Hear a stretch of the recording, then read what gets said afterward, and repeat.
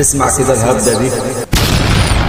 بيقول لك القطاطي والمسود والبل جميعا مش حمام غزار. مش انا اللي قلت كده، باختصار انا شفت فيديو للحاج ماهر حسين موجود في منصه اليوتيوب، موجود برضو على التيك توك.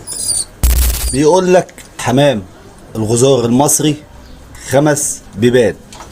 عد معايا كده: رقم 1 الصافي، رقم 2 الاسود غزار، رقم 3 احمر غزار، رقم 4 المرقع غزار، رقم 5 العنبري الاسود.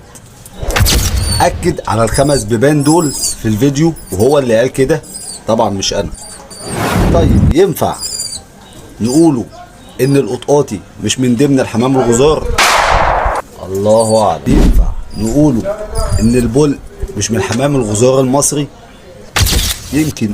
ينفع نقوله ان تمساح الغية المسود مش حمام مصري اصيل؟ بطلب من غواي الحمام الكبار اللي بيخشوا وعاملين محتويات وبيقولوا احنا فاهمين في الغية. انا راجل مش هعرف زي الحاج ماهر حسين، ما عنديش خبرة الحاج ماهر حسين الله يرحمه. فياريت حد يطلع يوضح الكلام ده ايه. الحاج ماهر حسين قاصد الكلام ده فعلا، ولا الموضوع حاجة تانية؟ يا جماعة في التعليقات غواي الحمام، الناس الكبيرة اللي بتقدم محتوى او مش بيقدم محتوى وغاوي حمام كبير وقديم ويعرف حتى الحاج ماهر حسين او ما يعرفوش، يا ريت يخش في التعليقات. تعالى هنا اكتب لي ايه الصح، هل القطاطي المسود الابلق مش حمام غزار؟